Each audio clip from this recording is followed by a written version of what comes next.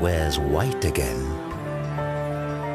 and everything disappears under a thick blanket of snow, that's when the magic of winter unfolds.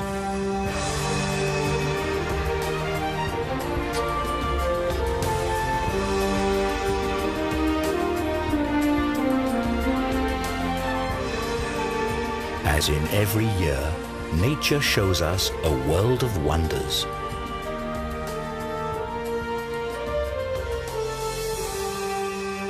As Mother Nature decides to let it snow.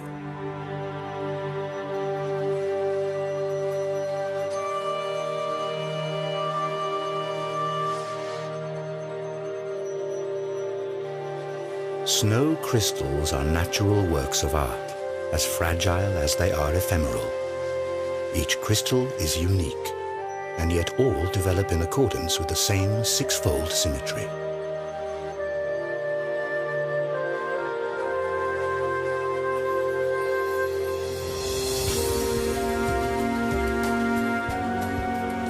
However small the individual crystals are, their united force is a natural phenomenon that determines the course of life during the cold season.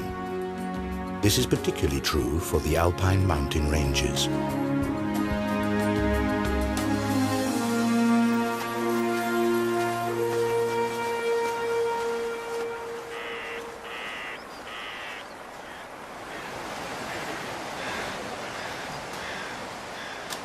It's December, and about time to look for a proper Christmas tree.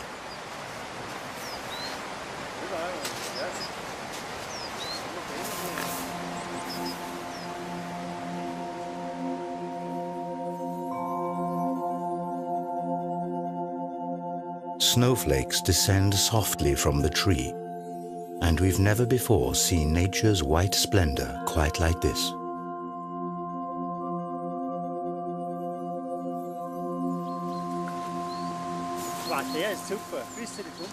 This tree is exactly right. It's the perfect choice.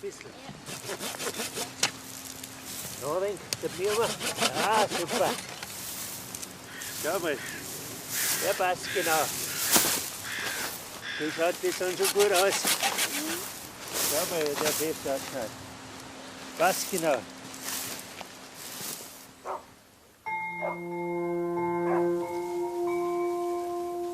The landscape is deeply covered in snow, and here, in the Austrian mountains, it looks as though it's going to be a white Christmas again. But there's still a little time to go before then.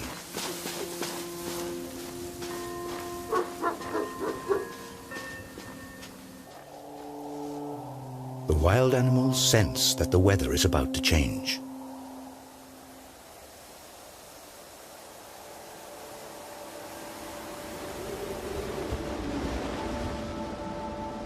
Dense clouds appear. The weather front carries moist air that collides with cold air masses in the alpine region. Ideal conditions for productive snowfalls.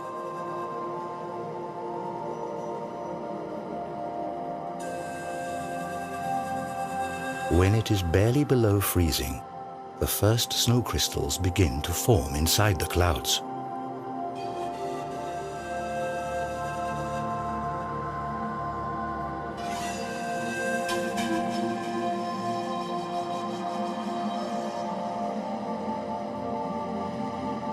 Over time, they join up to form bigger flakes, and once they're heavy enough, they fall from the clouds and it snows.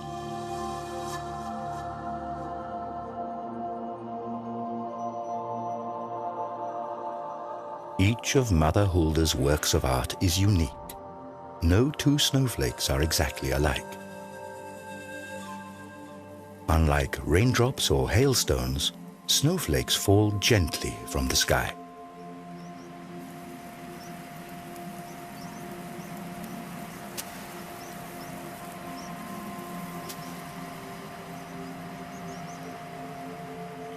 Once a snowflake touches water, it immediately melts, releasing the air inside.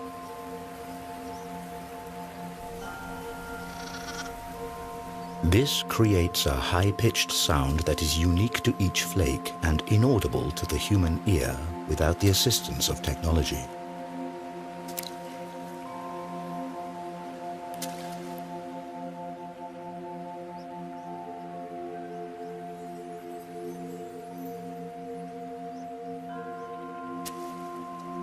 On their descent to the ground, some of these fragile structures run into warmer pockets of air and melt. But most of them make it all the way to the ground, where they form a blanket that keeps growing thicker. St. Nikolai in the Austrian Sylktal.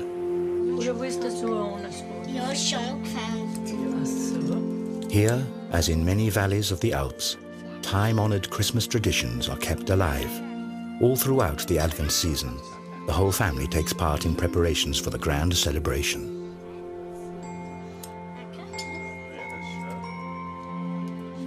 Stars are made from straw, both for the Christmas tree and to decorate the windows.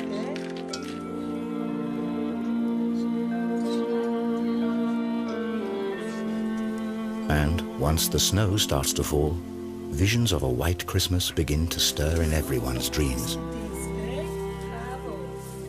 While the family is busy with Christmas preparations in the warm room, the snowfall grows heavier outside.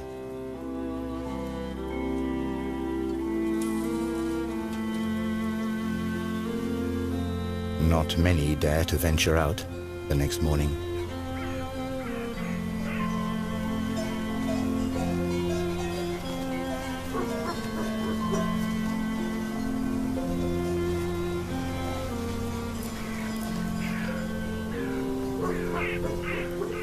For some animals in the wild, winter is the hardest time of the year.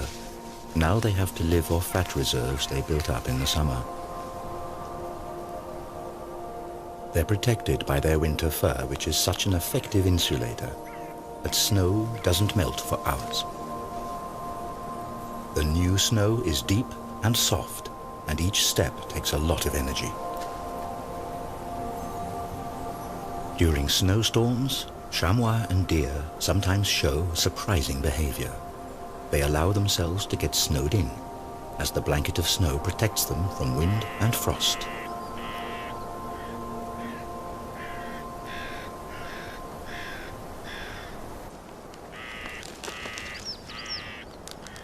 Other animals successfully use this trick too.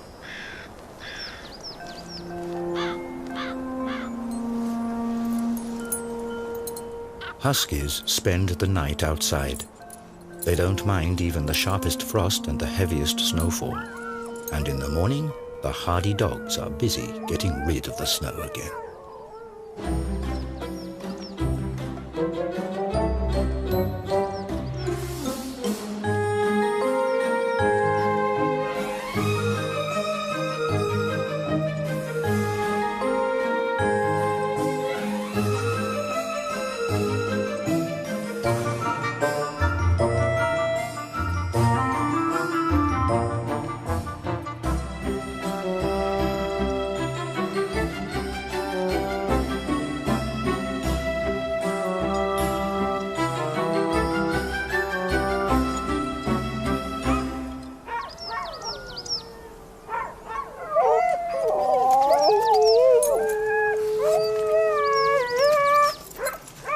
The animals are restless.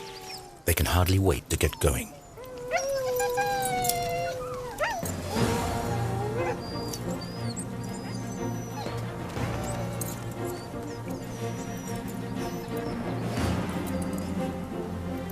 Huskies are originally from Siberia, where they've been used as sleigh dogs for centuries.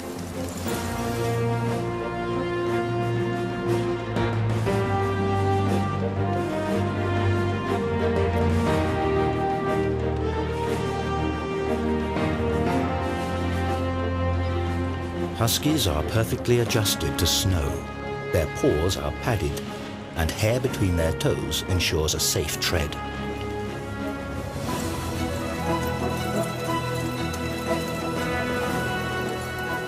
Dog sleigh races are becoming increasingly popular everywhere, and only the strongest and most experienced animals get to run at the head of the pack.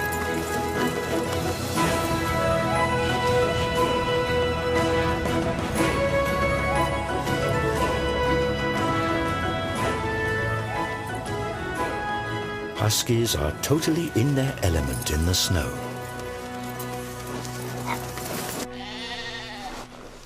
Which can't be said about sheep.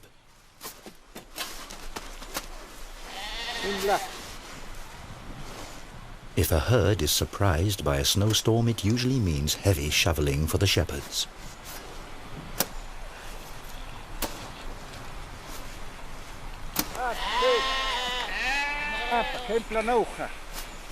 The natural response of sheep is to flee any imminent threat, but where to escape when danger threatens from all sides.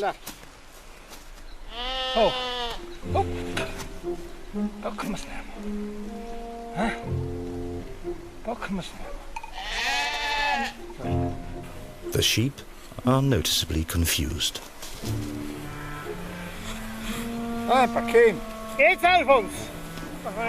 And even once their way is shoveled free, they still require some persuasion.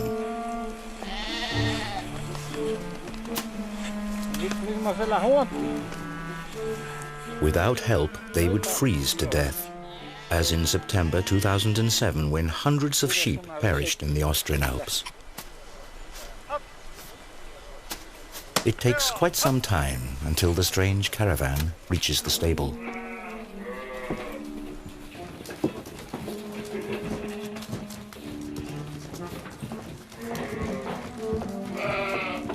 Not only is it warm and dry here, but there's plenty also for the sheep to eat, in sharp contrast to the conditions faced by wild animals outside.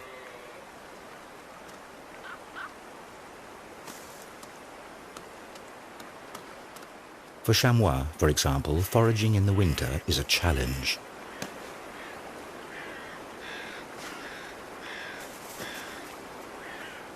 When deep snow covers the plants on the ground, the animals must stretch for the young conifer shoots. In times of dearth, they even nibble the meager lichens off the tree bark.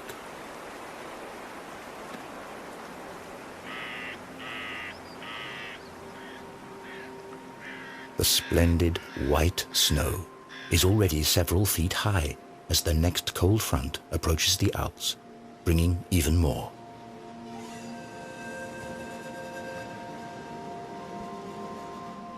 The downside of a picturesque winter's tale is its icy cold and heavy snowstorms.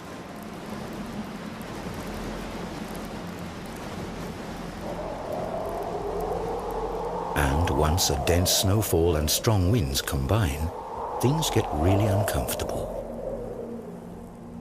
The snowflakes whip horizontally through the air. The wind amplifies the bitter cold and frost.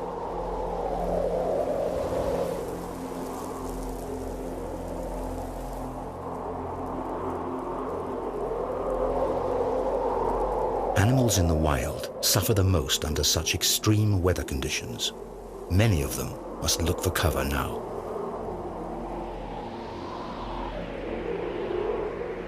Some of them have developed their own survival tricks.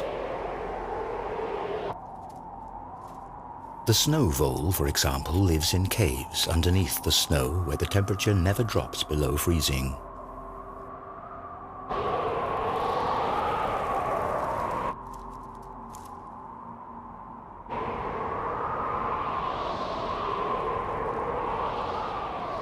If the snow failed to appear and provide its protective layer, many animals and plants would not survive the winter.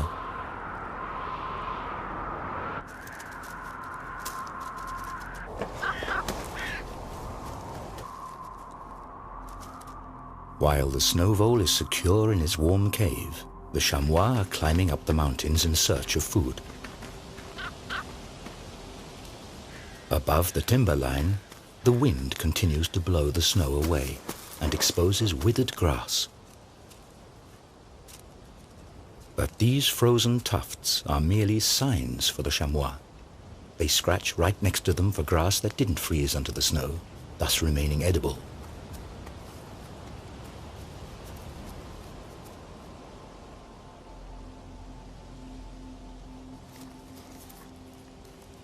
During Advent, days are short and nights are long and cold.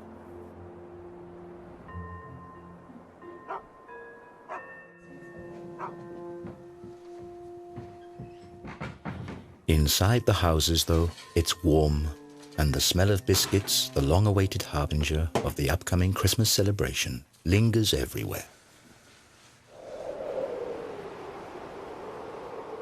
Many old customs and traditions brighten up this time of eager anticipation.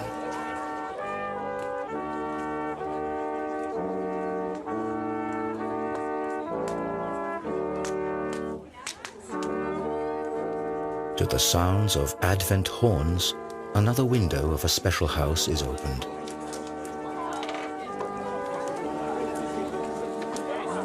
It's an oversized Advent calendar, and next to it, hot sweet chestnuts and open hearths provide warmth and a sense of belonging and well-being.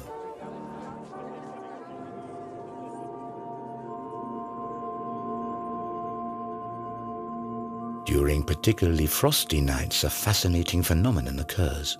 The moisture in the air freezes and turns into hoarfrost.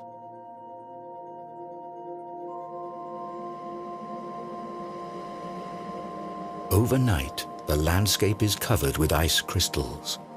The result is a winter picture book panorama.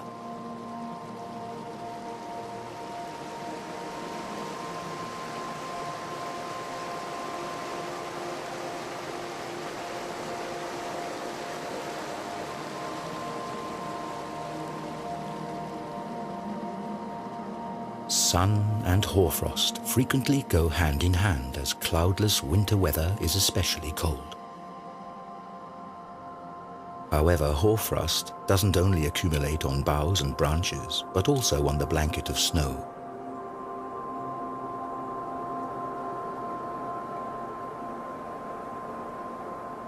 Its crystals differ considerably from the snow below. Hoarfrost is created at about -8 degrees Celsius or lower, and the moisture in the air freezes directly on surfaces.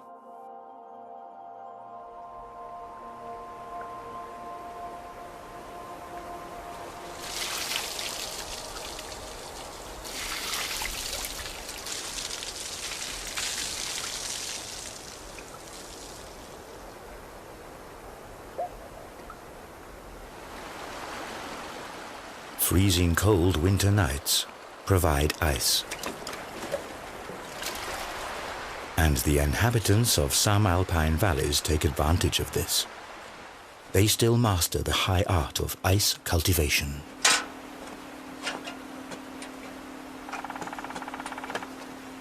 Instead of chopping ice likely to be contaminated with suspended sediment from frozen brooks or lakes, ice farmers repeatedly douse specially designed wood racks with water.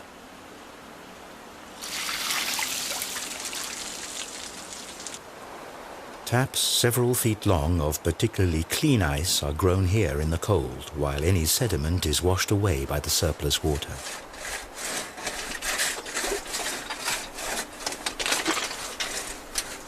Finally, the ice is sawn into pieces. These massive structures grew in just 2 days.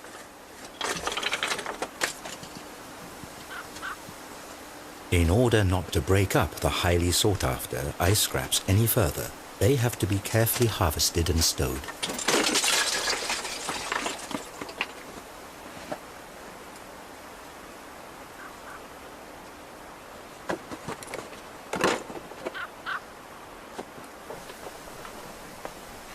This frosty speciality is a pure pleasure and safe to enjoy in food and drinks.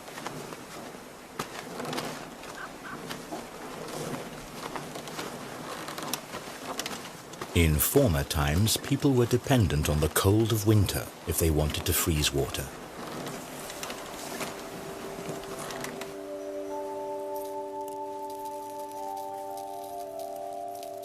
Today, researchers like Johanna Spiegel create snow crystals artificially. In the cold laboratories of the Swiss Federal Institute for Snow and Avalanche Research in Davos, temperatures as low as -40 degrees Celsius are common. Here, researchers create nature-identical snow. Scientists examine the structure of this snow under the microscope. An atlas of snow crystals records about 6,000 different crystal forms. Humidity, temperature, and the water's molecular structure are crucial data points. Electrostatic fields align the water molecules hexagonally, and this basic structure holds steady as the water slowly freezes and the snow crystal gradually grows until it's finished.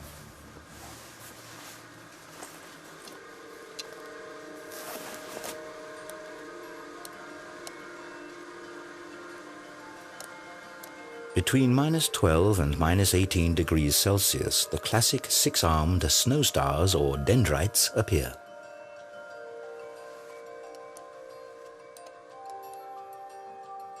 It's the temperature that determines how finely branched they become.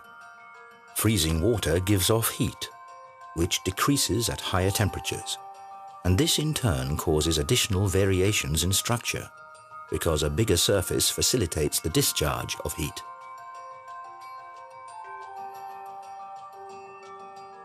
Consequently, dendrites turn out to be distinctly less branched when they're created at lower temperatures.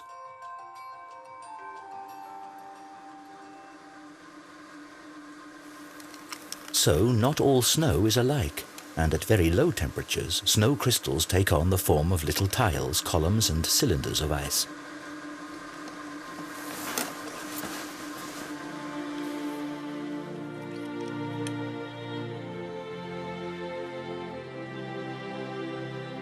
But what is somewhat inconspicuous under the microscope is actually every winter athlete's dream and the height of winter fun.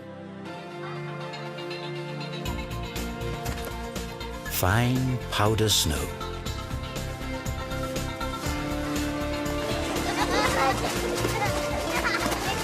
Children are particularly fond of this delightful variety of winter's produce.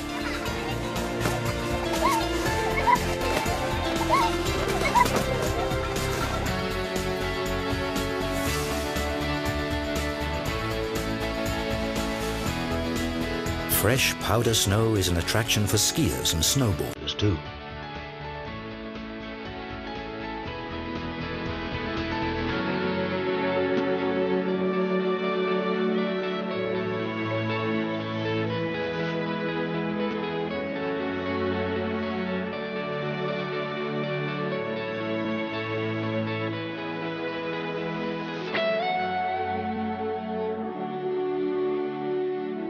But sparkling white winter landscapes also serve another purpose. New snow reflects about 90% of sunlight. Thus, snow plays an important part in the global climate.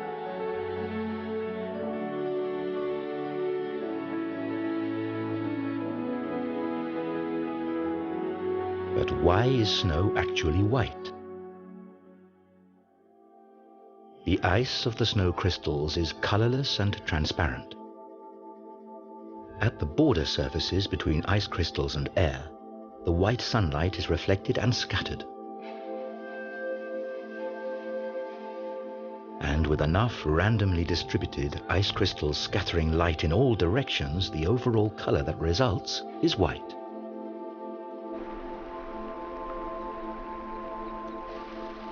When snow covers the landscape, some animals prove to be particularly adaptable to the changed conditions.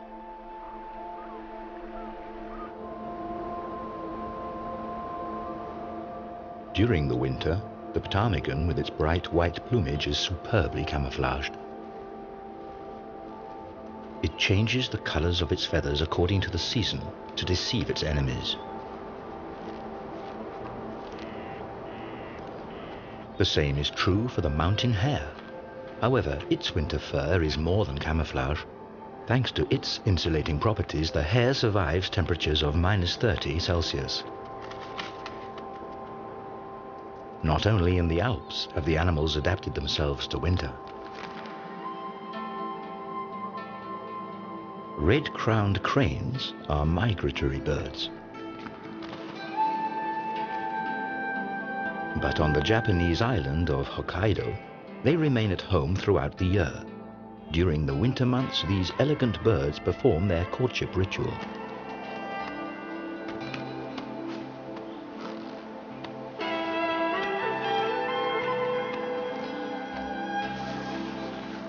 Hokkaido is also an El Dorado for winter athletes and snow researchers. In his research, Masaru Emoto investigates the factors that determine the growth of ice crystals. Emoto's findings are as interesting as they are controversial. According to his hypothesis, the process of crystallization can be directly influenced. The water is exposed to the sound of music or spoken words. In the case of negative sounds or concepts, the crystal structure is supposedly strongly distorted. Positive music or words are reported to result in beautiful crystals.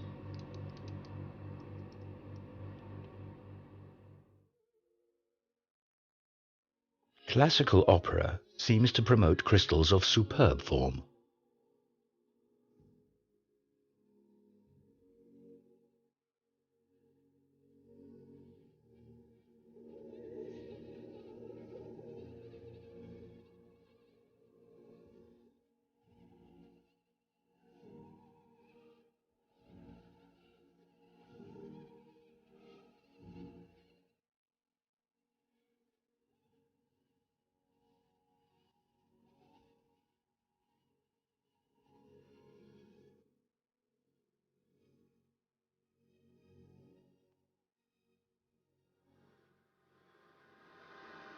However, other factors may also influence these experiments.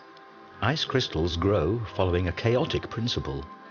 Even the smallest influences change their shapes. Maybe it's simply the rhythmic sound waves of the angry music that disturb the development of their fragile structures.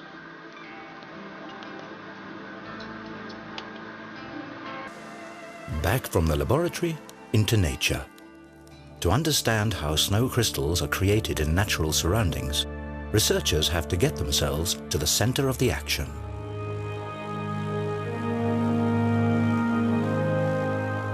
On board a Hail defense aeroplane, the Austrian meteorologist Alexander Podesser flies straight into the heart of a snow cloud.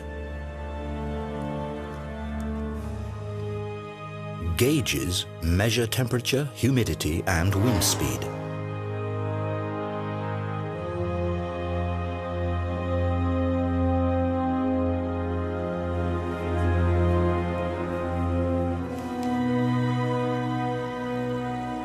So-called condensation kernels serve as seeds around which droplets form out of the cloud's mist. Moisture accumulates around minute particles of dust and soot. Such particles also serve as freezing kernels for snow crystals. It's already cold enough in the clouds. The first crystals start to form. They grow, link together, and descend as snowflakes to the earth.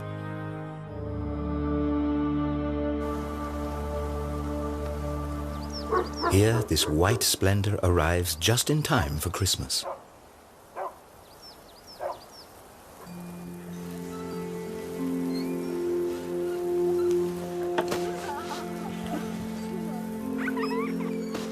Snow has a magical attraction, especially for children. Now snowmen are in high season.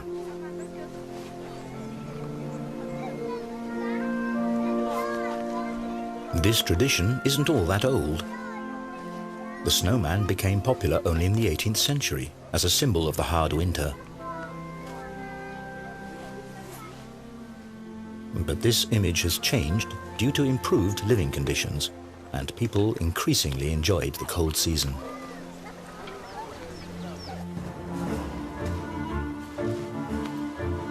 In the mountains, however, the snow can prove to be a danger for humans and animals alike.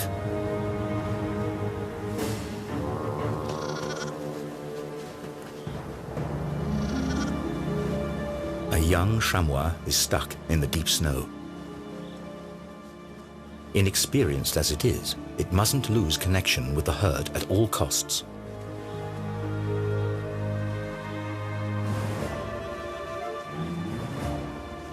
But the young animal sinks deep into the snow and falls further and further behind.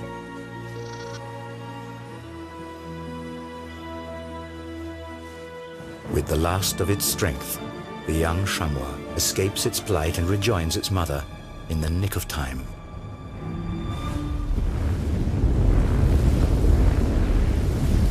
A devastating avalanche thunders down into the valley.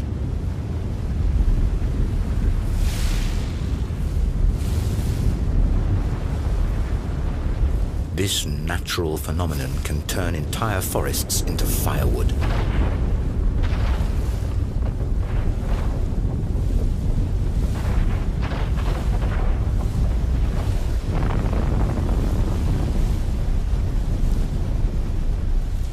Avalanches are winter's greatest danger in the Alps.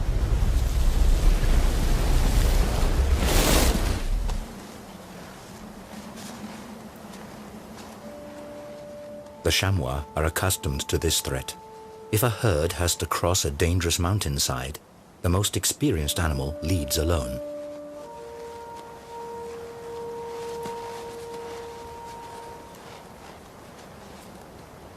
Carefully, the chamois explores the situation and looks for a safe passage.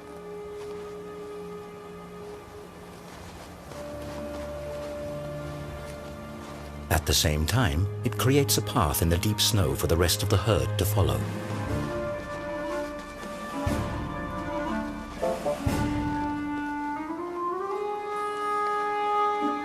But the remaining animals proceed only after the leader has safely reached the other side.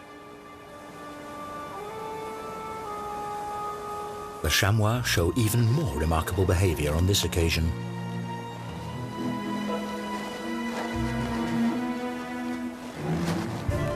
The herd doesn't cross the hillside as one.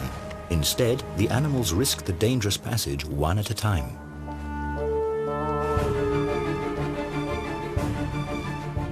By doing so, the chamois instinctively reduce the strain on the snow cover and thus the risk of the entire herd being swept away by an avalanche.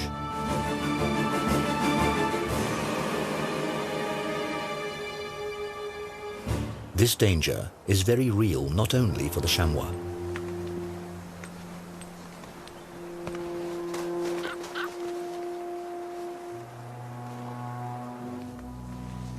Ski tours are a fascinating way to enjoy the white splendor off the beaten track.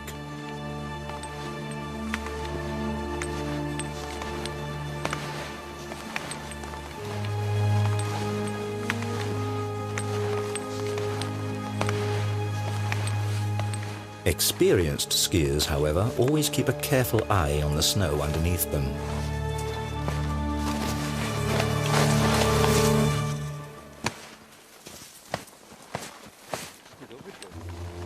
All too easily, a snow shelf can break off and drag a careless skier deep beneath the snow.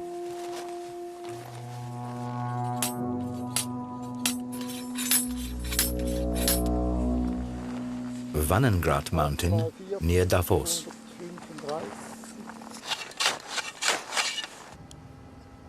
Here, researchers from the Swiss Federal Institute for Snow and Avalanche Research study the causes of avalanches. In this testing ground, profiles of the snow cover are created. 126, 2 Zentimeter. Jörg Schweitzer examines everything, from the lowest layer of granulated old snow to the fine flakes of the most recent snowfall. Die kleine Runde in Klammern, halb bis 1. The quality of snow changes constantly, and this results in the formation of distinct layers that can, in extreme cases, turn into dangerous slides.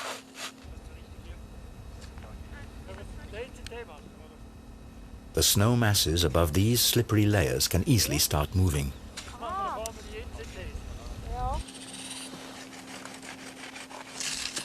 The researchers cut out a block of snow to test its stability.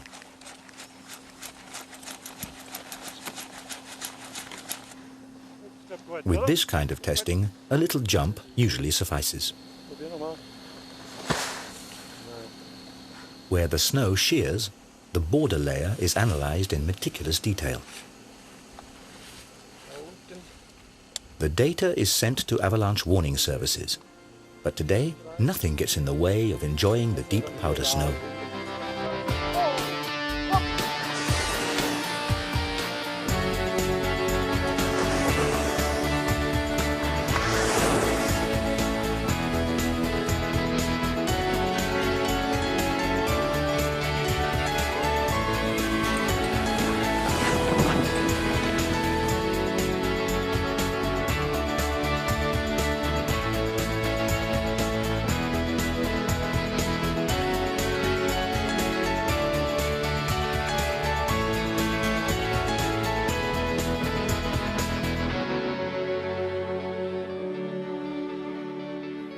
What attracts droves of tourists into the Alps today used to be a vital means of transportation in the not-so-distant past, for snow offers some advantages over regular ground travel.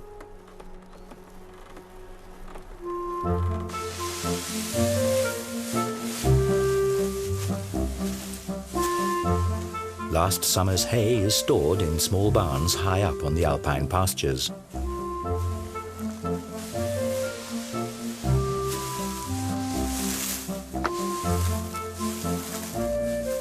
In order to bring this dried grass to the valley to feed their livestock in the winter, farmers depended on an obvious method of transportation.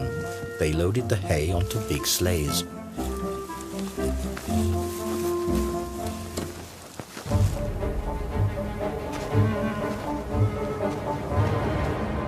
Occasionally, going down the mountains is risky even for the Alps' master climbers.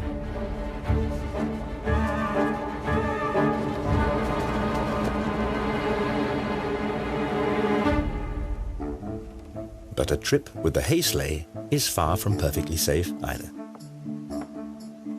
After all, a fully laden sleigh can weigh as much as 250 kilos.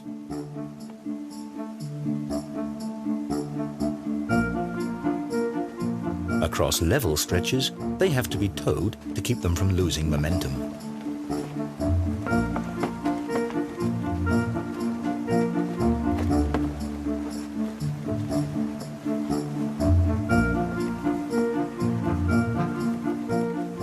Once the path gets steeper, skillful steering is required to make sure the sleigh doesn't tilt.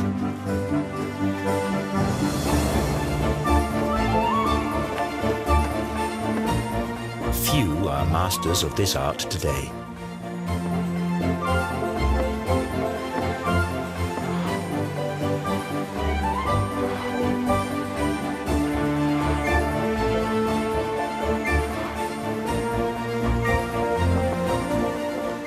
And if the driver loses control of his precious cargo, he invariably ends up in the ditch.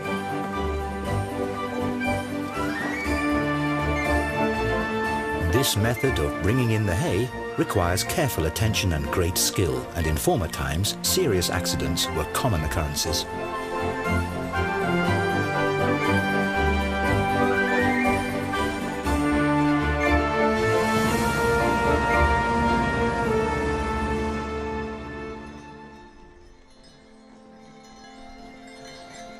Much more peaceful then as well as now was a ride in the horse-drawn sleigh.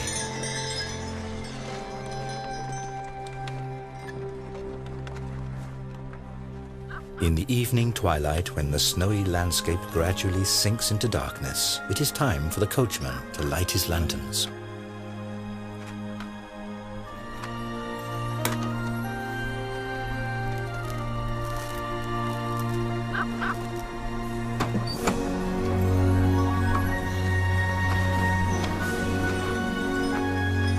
And if then it softly starts to snow, the winter fairy tale is perfect.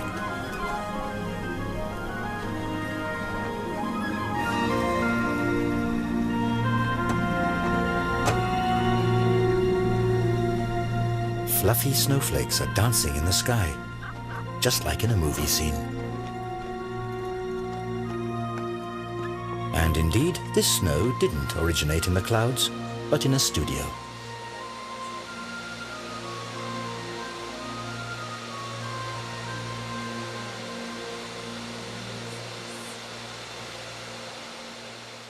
Here, it is actually lava that is blown into the air. But creating snow at the push of a button is far from the real thing. Certainly nothing to compare to a genuine white Christmas. And luckily, sometimes nature plays along.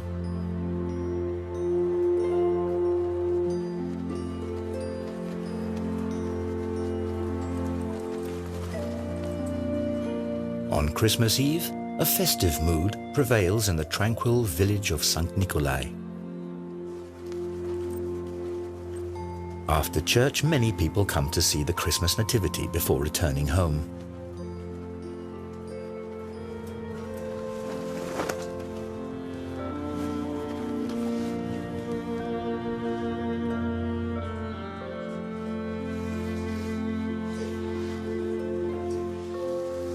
Candlelight and the scent of fir trees fill the room.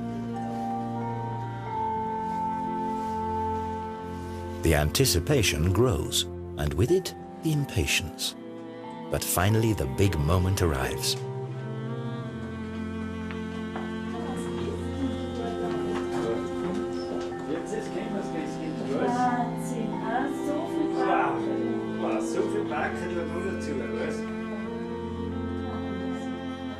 The glow in the children's eyes stirs many an adult's fond memories of merry Christmases past.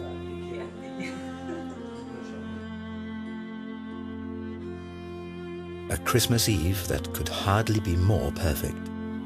Inside, everyone celebrates, while outside it snows.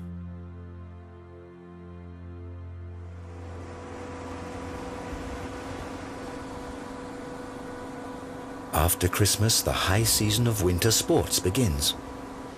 And if the snow doesn't make an appearance on its own, it's given a hand. More and more ski areas rely on snow cannons these days.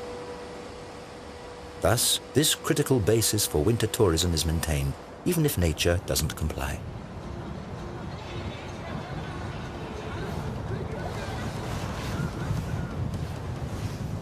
The average temperature of many alpine regions has risen noticeably over the last few decades. According to the predictions of climate researchers, this trend will only escalate.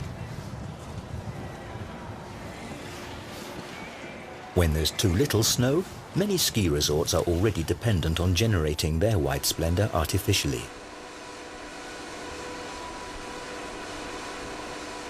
Propeller cannons are spraying finely atomized deep frozen water. But this method of producing snow is also controversial, as it requires a lot of energy and water. What's more, snow from these cannons is harder to ski on. Nature's original remains unequaled.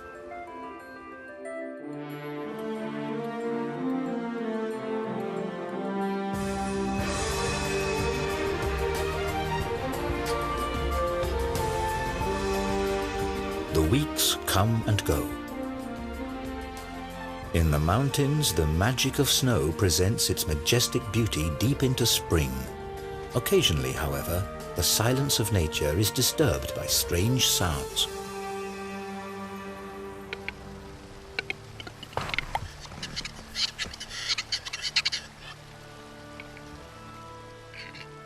Restless wood grouse are already beginning their courtship rituals in March.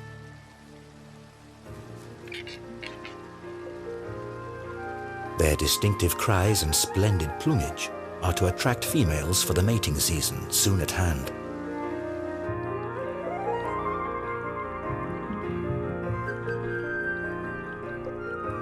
The days grow longer and the power of the sun increases.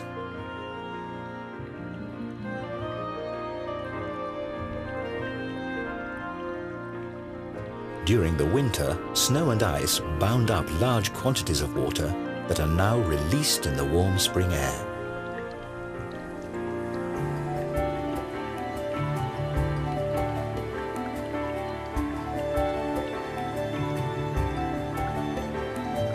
Snow and ice crystals wane.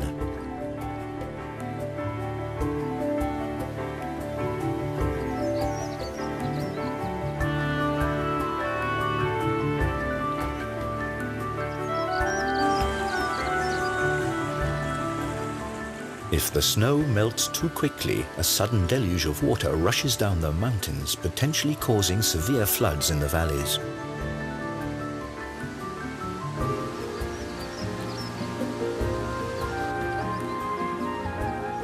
On the other hand, in the case of a more gradual thaw, the ground can absorb enough water for early plants.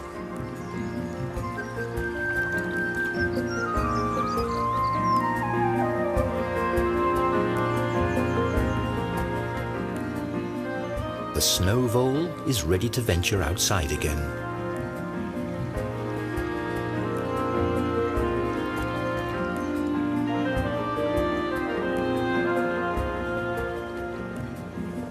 And the common frogs feel spring fever too. Their spawning migration takes them back to the place where they hatched themselves.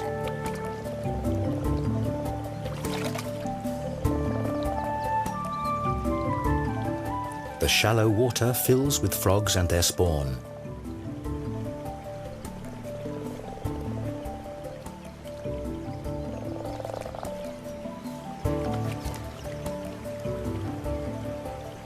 Next year, the frogs will return here again.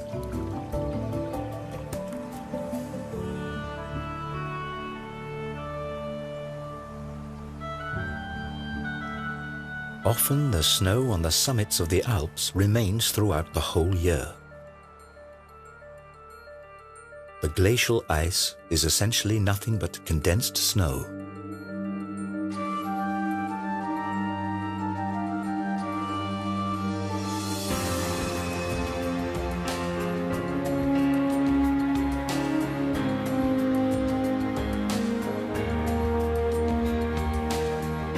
The weight of new snow masses eventually compresses the lower layers into ice.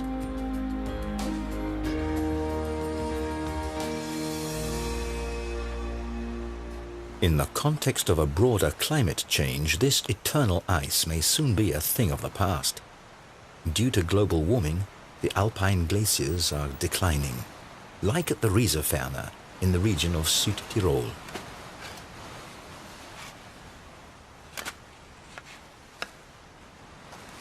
Mountain guide and hut keeper Gottfried Leitgeb explores the inner life of the ice masses.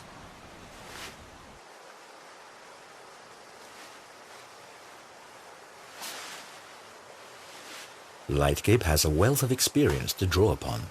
Ever since childhood, he studied the glaciers in this region and followed their development.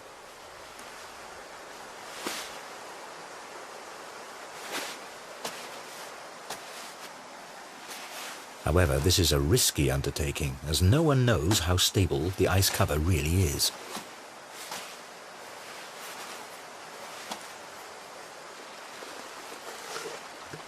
On the other hand, only a local inspection can deliver first-hand information about the glacier's condition and the possible effects of the current global warming.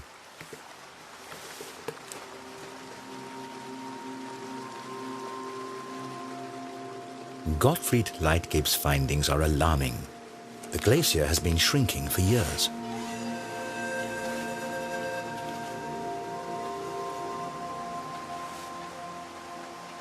In the summer, the ice is already so thin that the sunlight illuminates the cave.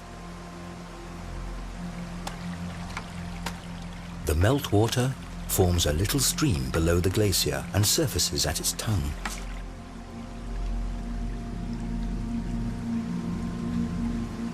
As fascinating as the sight of this nearly transparent ceiling may be, the danger of one of its thinned pieces of ice breaking off at any time is very real.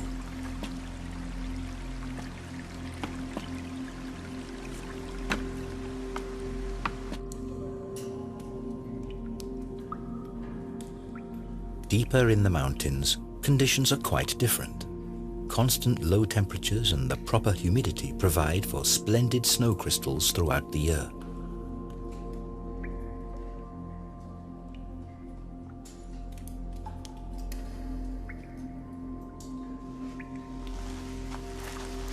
This cave is the natural counterpart to the cold laboratories of the snow researchers in Davos.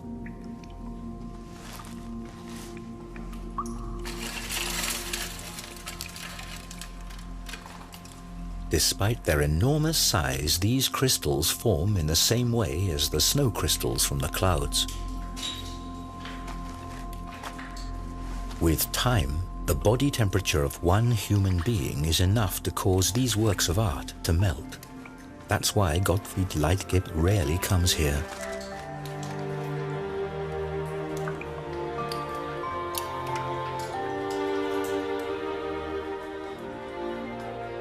And we are also leaving this natural wonder. Outside, Jack Frost rises up once more.